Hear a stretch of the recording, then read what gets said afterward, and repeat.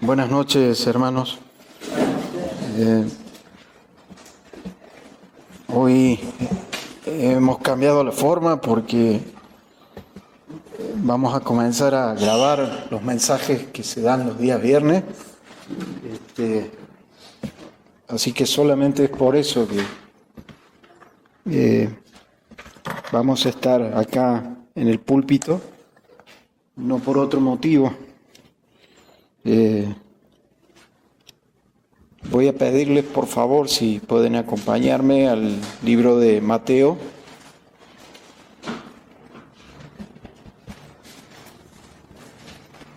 Mateo 28.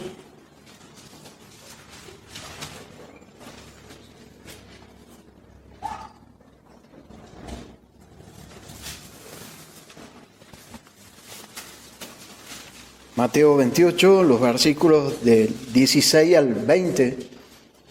Vamos a leer nuevamente estos versículos de la Biblia que nos hablan acerca de la gran comisión que tiene la iglesia, que tenemos nosotros.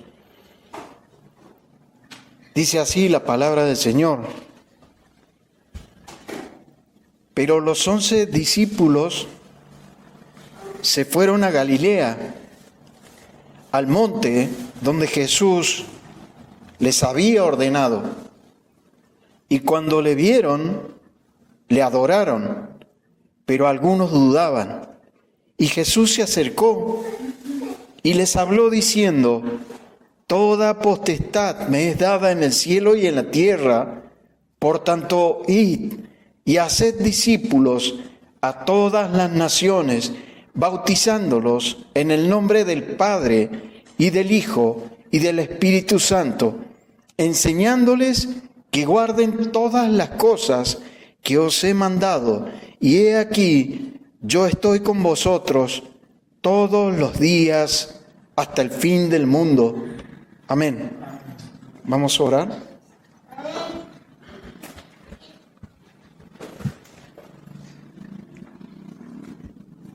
Padre,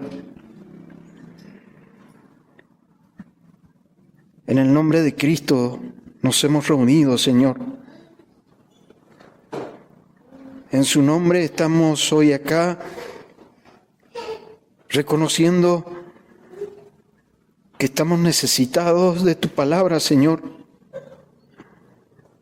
Reconociendo que solamente por Cristo tenemos acceso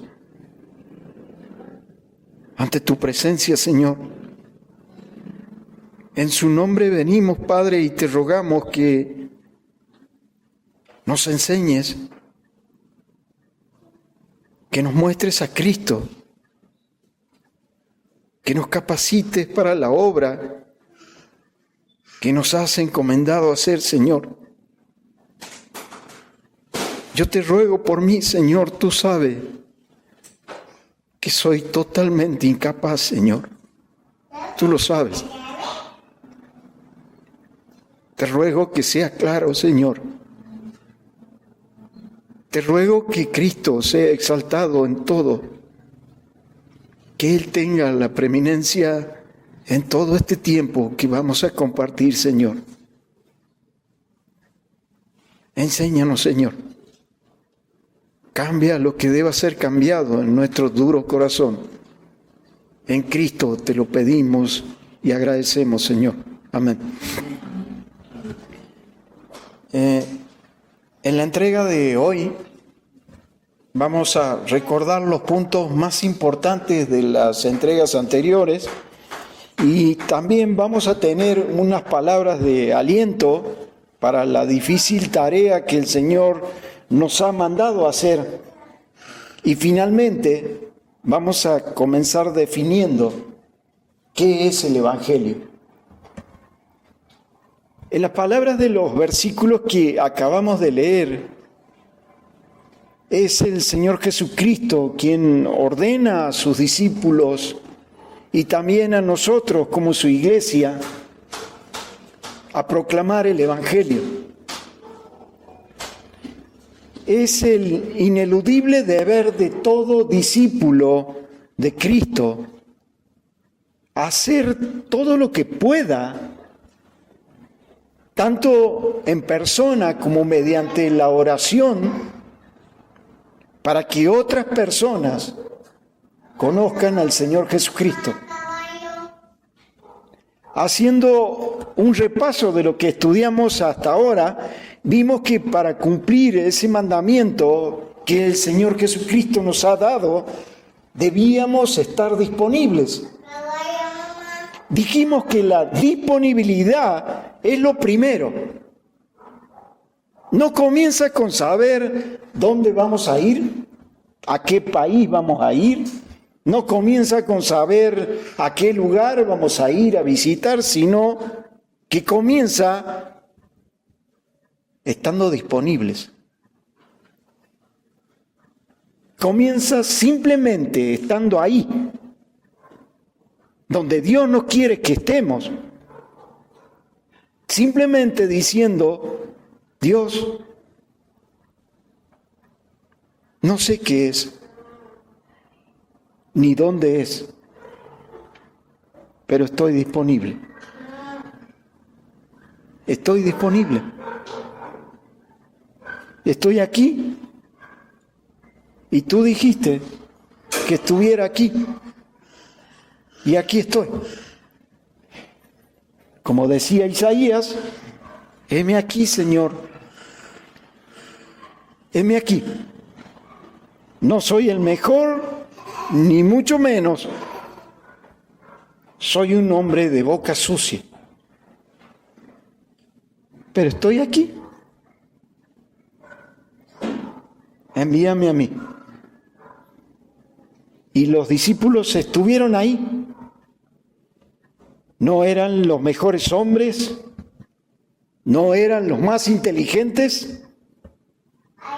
Ninguno de ellos ocupaba un lugar prominente en la sinagoga, ni pertenecía ninguno al sacerdocio levítico.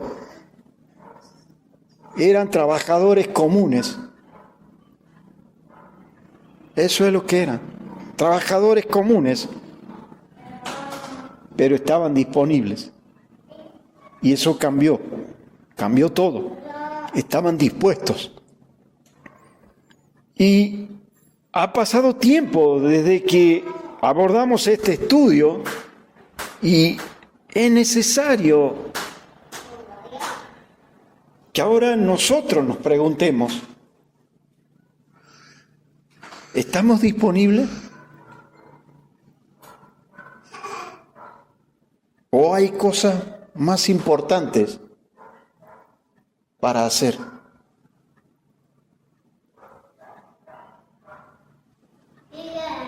La segunda cosa que vimos fue la adoración. El versículo 17 de este capítulo, del capítulo 28, dice que los discípulos cuando lo vieron, lo adoraron. Y dijimos que se refiere a que cayeron sobre sus rostros, postrados ante el Señor Jesucristo, reconociendo su divinidad, reconociendo que Él es el creador de cuanto existe en los cielos y en la tierra, de lo visible y de lo invisible, y de que todo fue creado por medio de Él y para Él, incluso ellos mismos, los que estaban ahí. Y nosotros también hemos sido creados para el Señor Jesucristo. No es solo un corazón adorador, sino un corazón dispuesto, que se somete a la voluntad del Señor. Y en tercer lugar, vimos la sumisión. Vimos que esa es la actitud que deriva de alguien que ha entendido quién es el que ha dado el mandamiento. El versículo 18, el Señor Jesucristo dice, toda potestad me es dada en el cielo y en la tierra. Es decir, el Señor Jesucristo tiene toda la autoridad, tiene la libertad de hacer lo que Él quiere, cuando Él quiere, donde Él quiere, con lo que Él quiere y a quien quiere. Él mostró autoridad sobre la enfermedad, Él mostró autoridad sobre los demonios, sobre la muerte, autoridad de comisionar y también de delegar el poder sobre la enfermedad y los demonios a sus apóstoles. Él tuvo y tiene la autoridad para perdonar pecados. Él tuvo y tiene autoridad de juzgar, autoridad de resucitar a los muertos, autoridad de traer a todos los hombres ante el tribunal de Dios para su juicio eterno.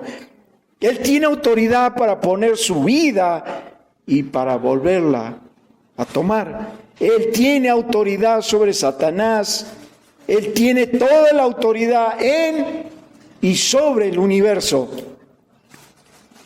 Y Él tiene la libertad de ejercer esa autoridad como Él quiere. Toda esa autoridad es del Señor Jesucristo. No hay nadie que pueda resistir la autoridad del Señor Jesucristo. Si es así, ¿quién soy yo para cambiar el mensaje que Él me ha mandado a pregonar? ¿O quién soy yo para negarme a hacer lo que Él me ha mandado a hacer? Él me ha creado. Yo le pertenezco.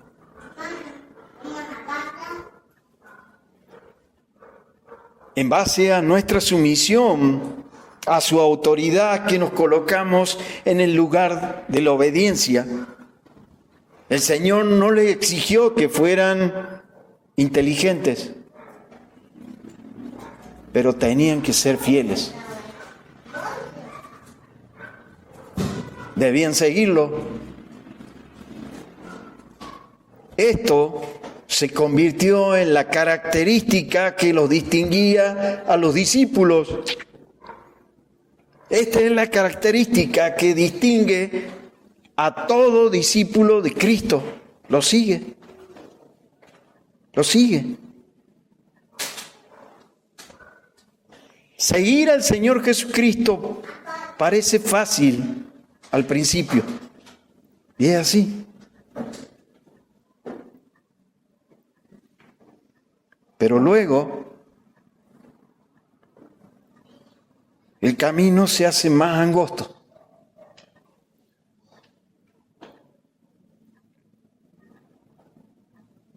Cuando vinimos a la iglesia era una cosa.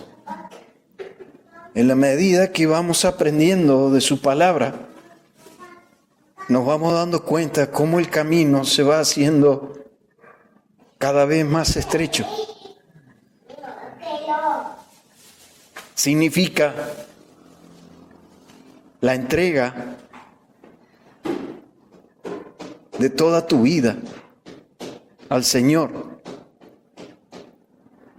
en una sumisión absoluta a su soberanía. La palabra de Dios nos manda a que debemos calcular el costo.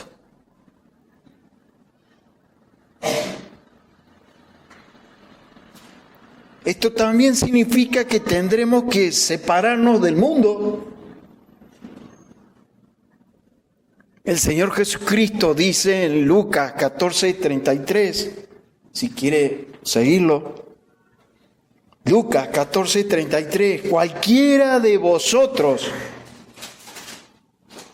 que no renuncia a todo lo que posee, no puede ser mi discípulo.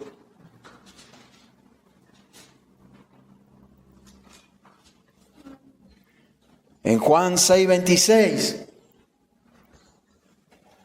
leemos que muchos abandonaron al Señor porque no satisfacía sus expectativas. Solo les quedó un puñado de seguidores.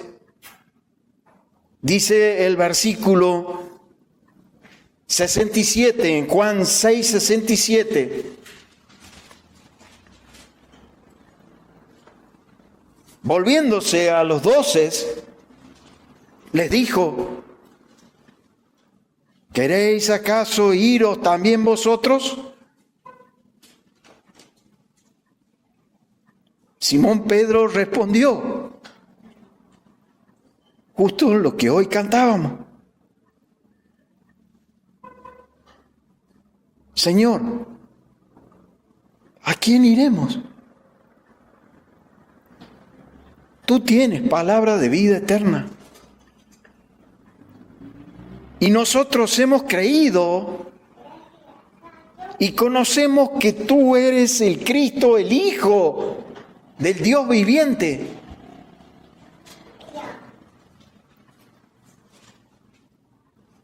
El Señor Jesucristo estableció que Él tenía tanta autoridad, pero tanta autoridad, que no tuvieron ninguna otra alternativa más que obedecerle.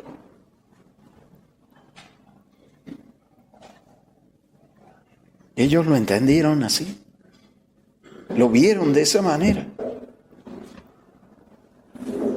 No es cuestión de una emoción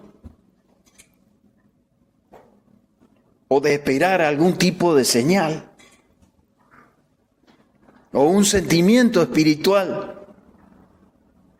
Es una cuestión de sumisión.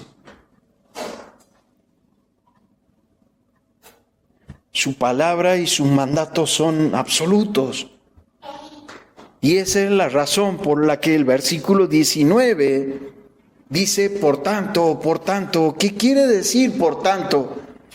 Quiere decir, debido a que estoy a cargo, debes hacer esto. Hagan discípulos en todas las naciones.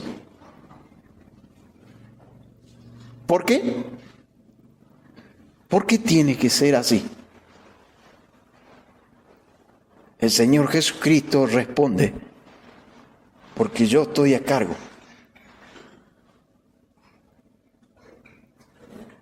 Y yo digo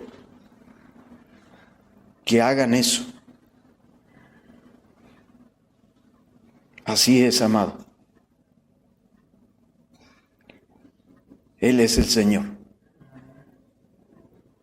Él es el Señor. Él es Dios. Nosotros, sus criaturas.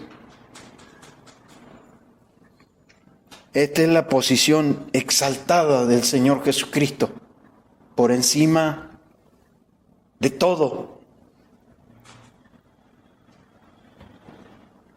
Este es el primer elemento que debemos considerar cuando salimos a evangelizar. La posición exaltada de Cristo en su trono. Él dice, toda autoridad me ha sido dada en el cielo y en la tierra. El Rey de Reyes nos envía. Y Él dice que va a estar con nosotros todos los días hasta el fin del mundo. Este es el pensamiento que debemos tener cuando salimos a evangelizar. Él sabe lo difícil que es esta obra.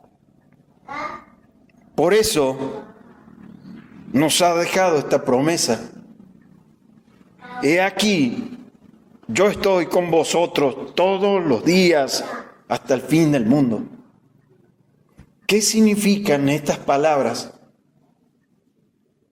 Que aun cuando Él se haya ido al cielo, Él estaba con los discípulos, Él está con nosotros. Yo estoy, dice el Señor. No dice yo estaré, Él dice, yo estoy con vosotros. Él está con sus discípulos. Él está con su iglesia, con todo su conocimiento y poder y con todos los recursos del Señor Jesucristo, como el Cristo exaltado en su trono. Él está presente día tras día, en toda clase de días, sean días de alegría, días de tristeza, ánimo o desaliento o gozo o aflicción, éxito o derrota. Él está con su iglesia. Día tras día, Él está. Él estará con su iglesia en la plenitud de todo lo que Él es. Como el Dios encarnado, el Redentor de su pueblo, el mediador, Él está con nosotros. Dice en el libro de Juan capítulo 14, acompáñeme. Juan 14, versículos 15 al 18, vamos a leer. Juan 14, 15 al 18, dice así: si ustedes me aman, obedecerán mis mandamientos. Y yo, dice el Señor, pediré al Padre y Él le dará otro consolador para que los acompañe siempre. Siempre. El Espíritu de verdad aquí en el mundo no puede aceptar porque no le ve ni le conoce, pero ustedes sí le conocen, porque viven ustedes y estará en ustedes. No los voy a dejar huérfanos, volveré a ustedes. Luego el versículo 23 dice, el que me ama obedecerá a mi palabra y mi Padre lo amará. Y fíjese lo que dice, vendremos a Él y haremos nuestra morada en Él. El que no me ama no obedece mis palabras.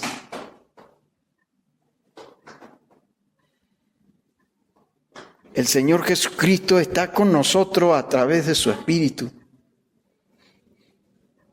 Aquel que tiene toda autoridad en los cielos y en la tierra, aquel que tiene autoridad sin restricción, está con sus discípulos todos los días, todo el tiempo. Él estará con nosotros en esos días cuando todo parece duro, cuando parece que el mensaje del Evangelio que predicamos no penetra en ningún corazón. Cuando la gente no le importe la palabra que compartimos, Él va a estar con nosotros. Cuando haya oposición al mensaje del Evangelio, cuando se burlen o nos odien, y nos maltraten física o verbalmente, Él va a estar con nosotros. Esa es la promesa. Él no miente. Él no miente. Pero también Él va a estar con nosotros en aquellos días cuando el Evangelio penetre en el corazón de los hombres a quienes le prediquemos y muchas almas se conviertan y sean añadidas a la iglesia. En esos días gloriosos también el Señor va a estar con nosotros. Él dijo, yo estoy con vosotros todos los días hasta el fin del mundo. Mientras nos encontremos en el mundo, Cristo va a estar con nosotros. Tenemos el mandato de evangelizar a los pecadores. Esta obra nunca debe realizarse sin tener en cuenta la posición exaltada y la presencia especial del Señor Jesucristo. Ahora, ¿cuáles son algunas de las implicaciones prácticas de esta promesa que el Señor Jesucristo hizo a su iglesia? ¿Qué efecto tienen estas promesas en la vida y en el corazón de los evangelistas? En primer lugar, esta promesa nos trae consuelo y fortaleza en medio del desaliento. Muchas veces nos toca anunciar el Evangelio a personas desinteresadas, personas que aborrecen a Cristo, a personas que aborrecen la palabra de Cristo y no buscan a Dios. Algunos tal vez nos maltraten o nos traten con indiferencia o se burlen. Tal vez nos respondan diciendo que el mensaje del Evangelio es tonto, es absurdo, que es anticuado, que es un mensaje para personas débiles, para personas pobres, para personas supersticiosas o para personas que no tienen estudios. Otros van a decir que están ocupados y no tienen tiempo para oír.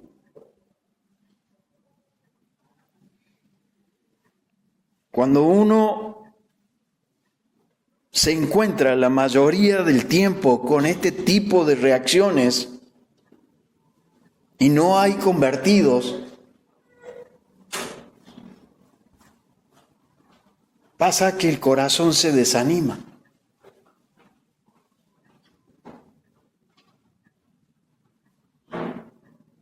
Y nos desalentamos. Como que a veces llegamos a pensar que no tiene sentido seguir evangelizando.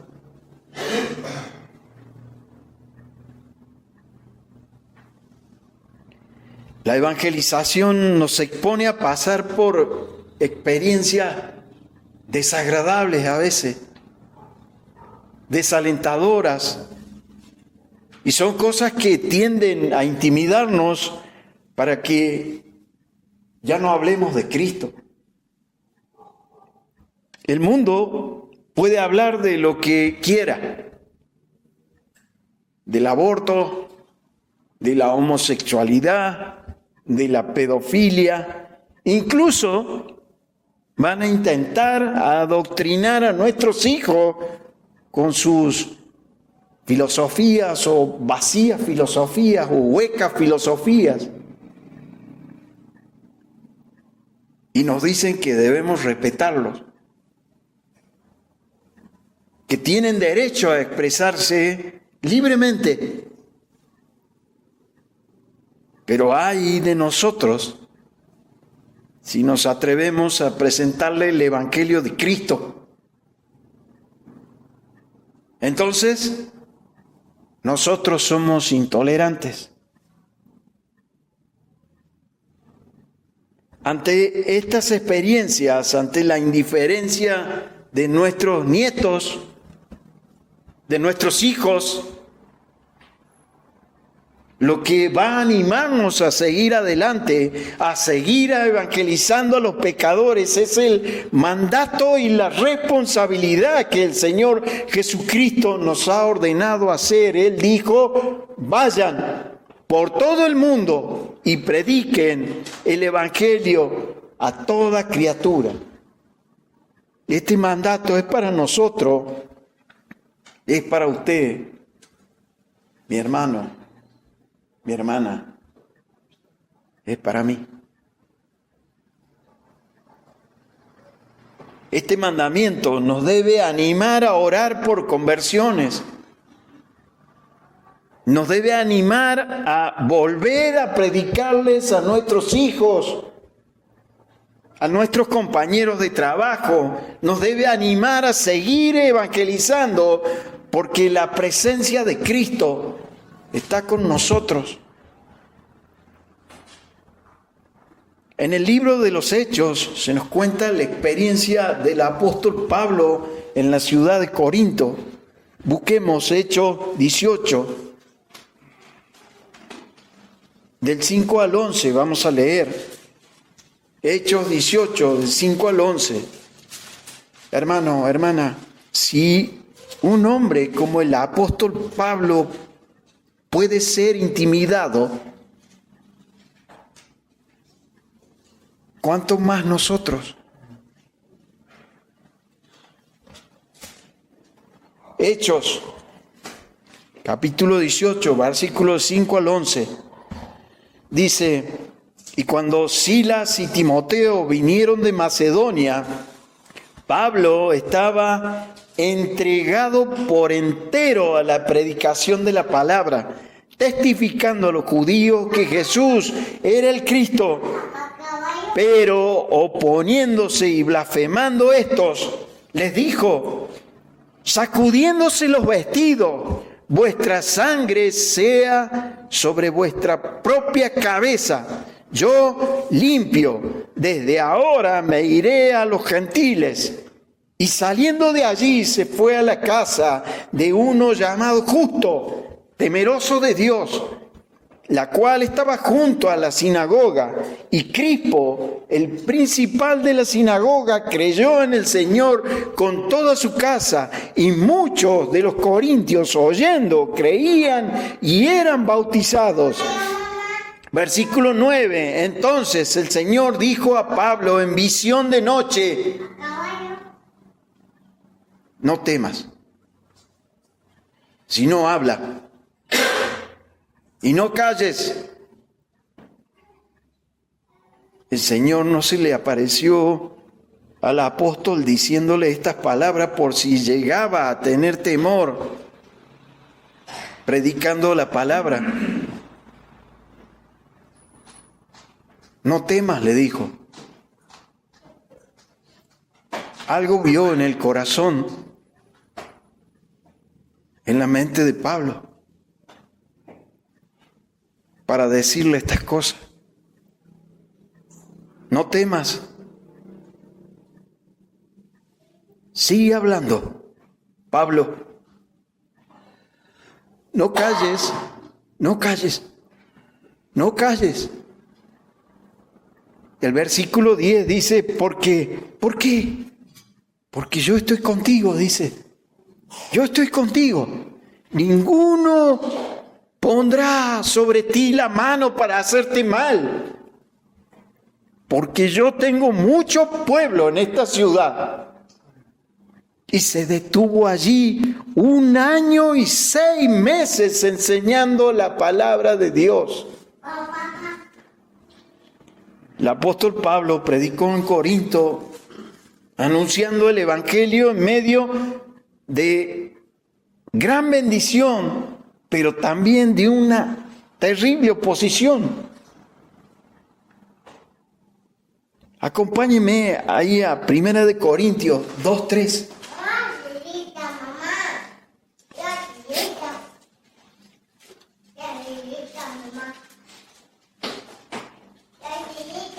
Primera de Corintios 2:3.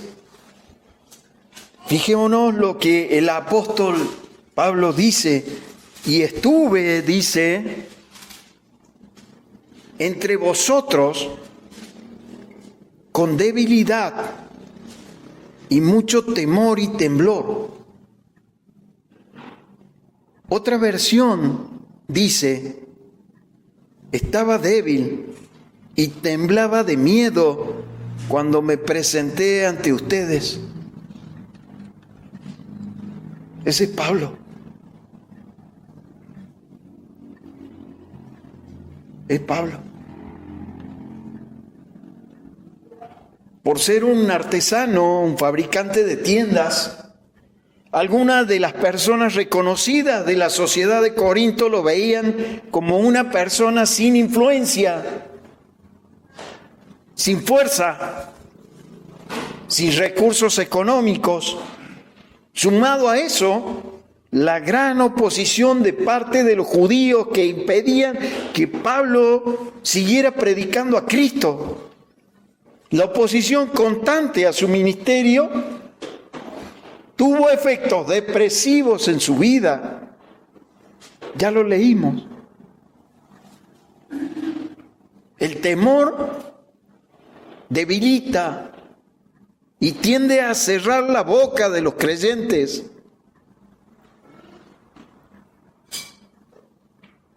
El miedo es usado por el diablo para hacer del hombre un servidor suyo. El Señor instruyó a Pablo a no temer. Le mandó a dominar ese temor y a seguir predicando. El Señor mismo se le apareció en visión a Pablo y le dijo: Pablo, Pablo, no temas. Sigue hablando, no calles, porque yo estoy contigo. Nadie te va a atacar. Cuando veas el odio de los judíos reflejado en sus ojos, ¿lo ha visto alguna vez? Andan varios videos de judíos ortodoxos testificando de cómo odian a Cristo. Un odio visceral. Es tremendo. Asusta. Asusta verlos.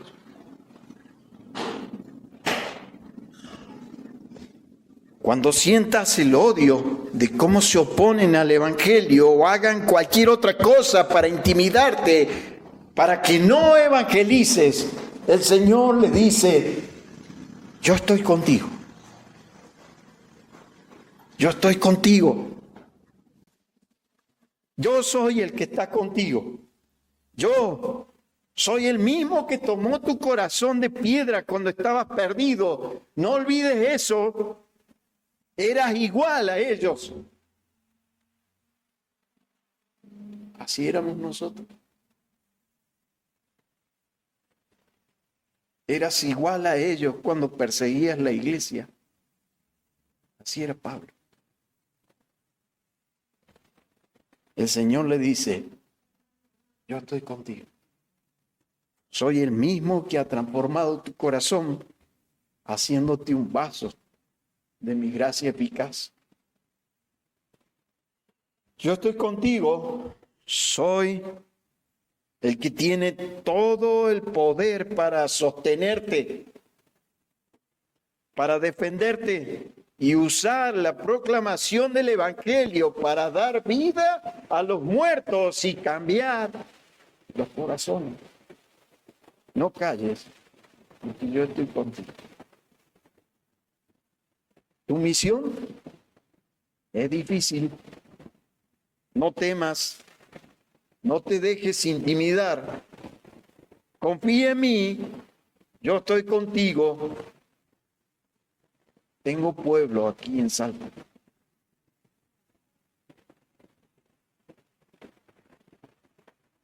Estas palabras animaron el corazón de Pablo y también deben animar nuestro corazón. Deben estar en nuestra mente cuando salimos a predicar. Dice el versículo 11, Hechos 18:11, que Pablo se detuvo 1 año y 6 meses porque estaba animado.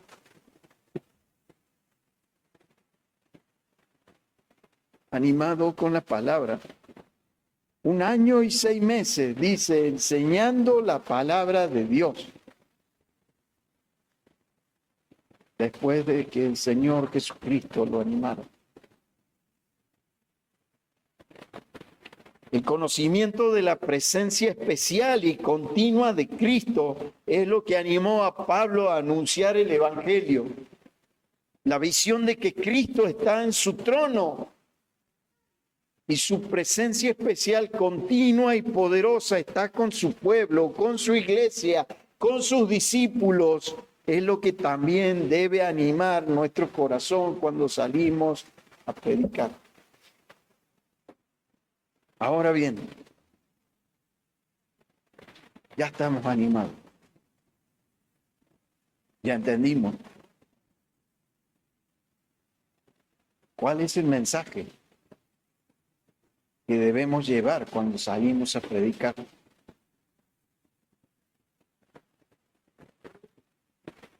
Preste mucha atención.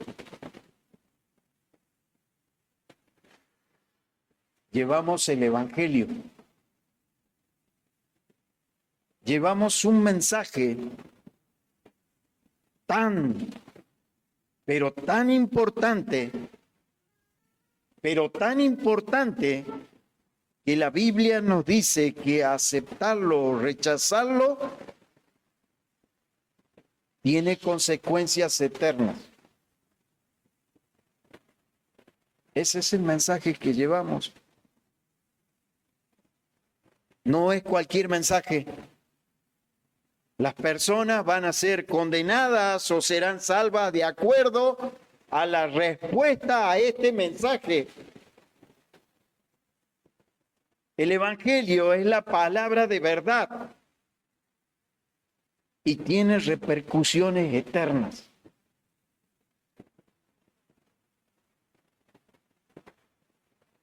Eso es tremendo.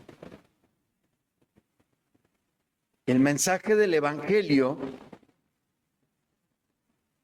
es sagrado. Quien lo adultera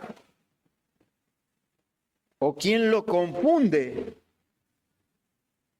o predica una versión del Evangelio, no el Evangelio, sino una versión del Evangelio, la Biblia dice en Gálatas que es otro Evangelio.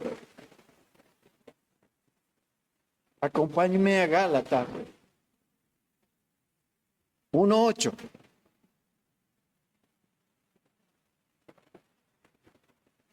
Gálatas 1:8 dice: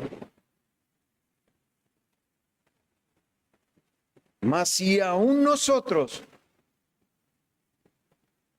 o un ángel del cielo os anunciare otro evangelio diferente del que os hemos anunciado, sea anatema.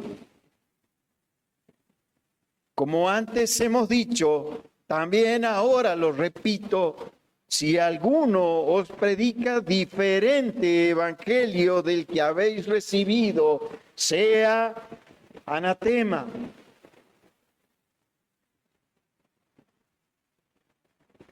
Es una palabra de maldición sobre los que predican o comparten otro evangelio.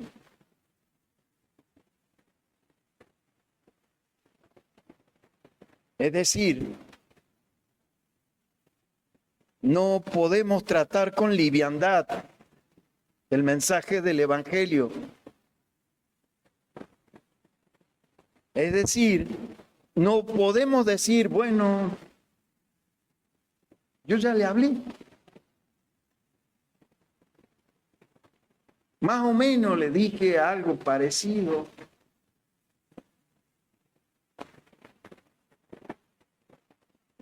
No se trata de eso, hermano. La palabra de Dios nos dice bien claro en Romanos 1:16, que el Evangelio es poder de Dios para la salvación de todos los que creen. Es decir, lo que salva a los pecadores no es un mensaje parecido al Evangelio.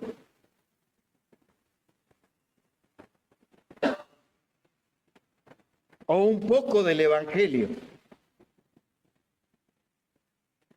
sino el Evangelio. El Evangelio mismo. un mensaje parecido, lo que salva es el Evangelio. No un mensaje parecido. El que proclamemos un mensaje parecido es otro evangelio y nos hace anatemas. No es cualquier mensaje, es un mensaje sagrado. Un hermano me compartió en la semana unos mensajes que le había enviado un joven que cruzamos en el parque. Este joven nos hizo el favor de sacarnos una de las últimas fotos que nos hicimos con Leandro. Aunque no le predicamos a él, se enteró porque le comentamos y vio de que estábamos predicando. Y tomó el contacto de nuestro hermano y por eso le envió estos mensajes. Los mensajes dicen esto. ¿Sabes qué te quería contar? Que ya fui restaurado por completo por Dios. No sabes la felicidad que me invade. No fumo, no tomo, no me drogo. Dejé todo, gracias a Dios. Ahora sí puedo gritarle al mundo que soy el mejor, porque salí por el agujero más pequeño por el que nadie puede salir. Gracias a Dios, yo siempre estuve con Dios. Como te comenté, nada más que me faltaba ese último toque para poder ser yo de nuevo. Fin de la cita. ¿Se ha dado cuenta de algo?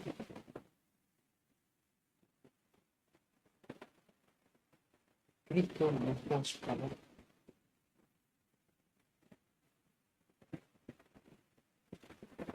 Él no está. Dice que le faltaba un toque para ser él de nuevo.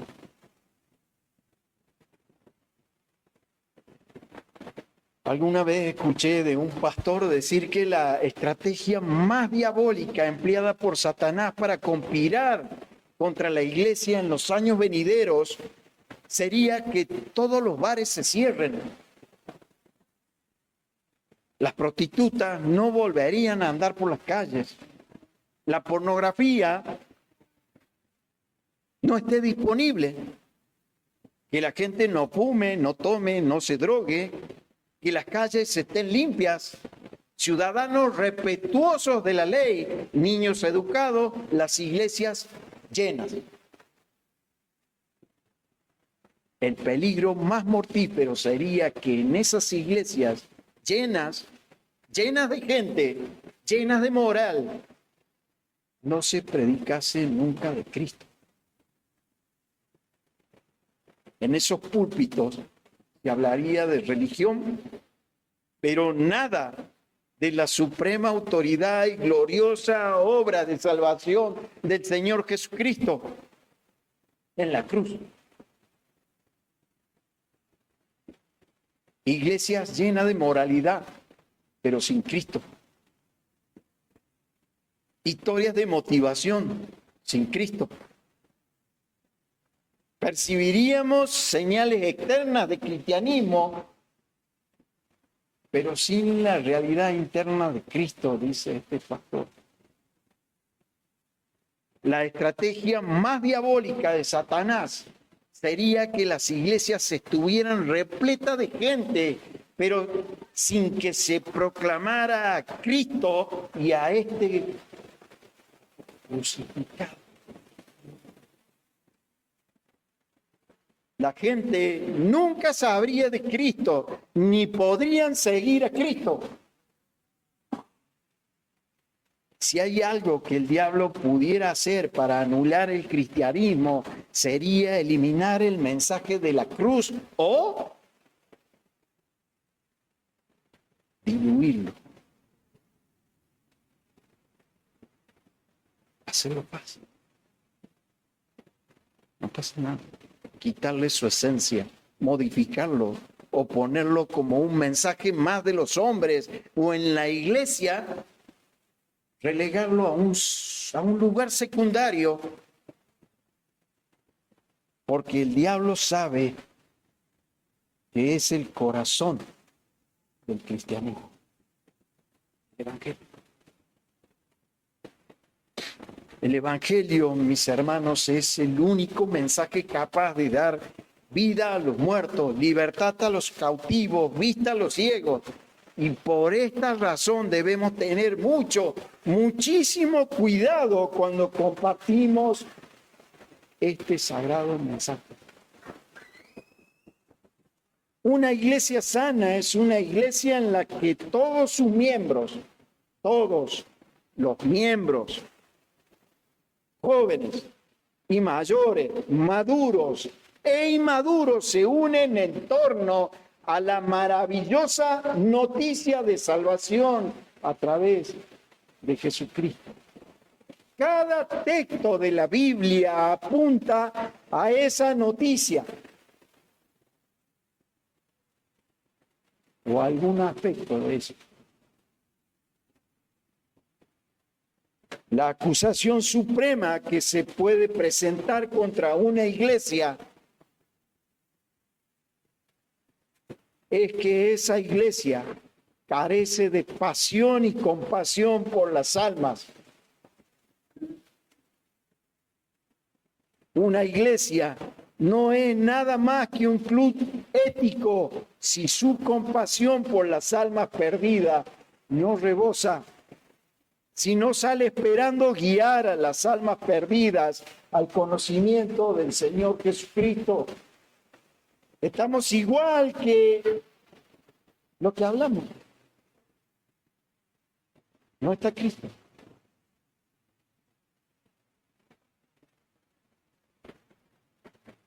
La palabra evangelio significa buenas nuevas.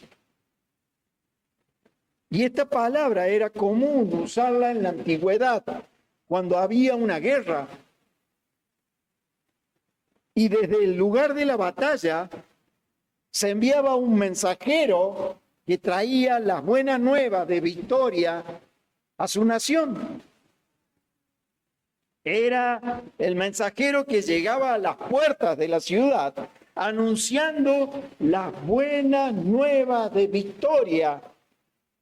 Eran buenas noticias que traían gozo a esa nación, porque eran buenas noticias y el que las traía con gran gozo.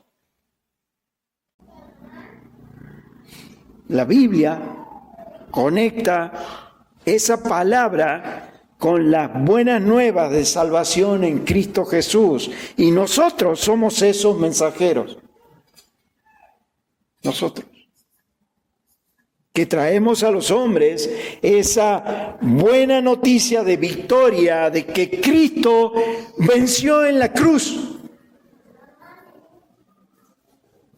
Cristo venció al pecado, obedeciendo perfectamente la ley, muriendo en la cruz a favor de pecadores y levantándose de entre los muertos al vencer a la muerte y confirmar que Él estaba capacitado para morir por nosotros y para mostrarnos el agrado del Padre en su perfecta obra. Esas son las buenas nuevas de victoria que nosotros les traemos a los pecadores cuando anunciamos el Evangelio. El Evangelio no es la noticia de que estamos bien. No es la noticia de que Dios es amor. No es la noticia de que Jesús quiere ser nuestro amigo. No es la noticia de que Él tiene un plan o un propósito maravilloso para nuestra vida. El Evangelio es la buena noticia de que Jesucristo murió en la cruz como un sustituto por los pecadores y resucitó, abriendo un camino para que pudiésemos ser reconciliados con el Padre. Es la noticia de que el juez se convertirá en el Padre si nos arrepentimos y creemos en el Señor Jesucristo y su obra. El Evangelio es la buena noticia acerca de lo que Dios ha hecho para salvar a los pecadores mediante la muerte y la resurrección de nuestro Señor Jesucristo. En lo que sigue, vamos a ir paso por paso explicando el Evangelio. Dice Spurgeon en un sermón que él lo tituló Cristo y sus colaboradores. Es el sermón 2467, predicado el 10 de junio de 1886. Y el sermón tenía como base Marcos 16:20, que dice: y ellos, saliendo, predicaron en todas partes, ayudándoles el Señor y confirmando la palabra con las señales que la seguían. Dice Spurgeon: salieron y proclamaron la verdad como una revelación de Dios. En el nombre de Cristo, demandaron que los hombres creyeran en Él y les dejaron, si no les creían, con el entendimiento claro que morirían por su incredulidad.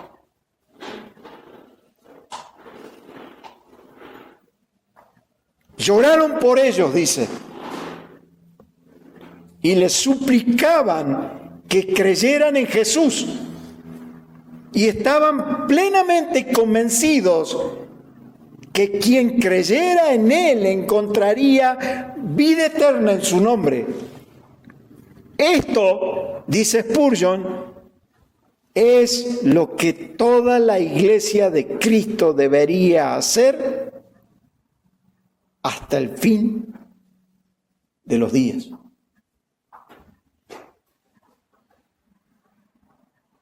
Esto nos ha mandado a hacer el Señor. Esta es la gran comisión que tenemos. Hasta aquí el mensaje. Oremos.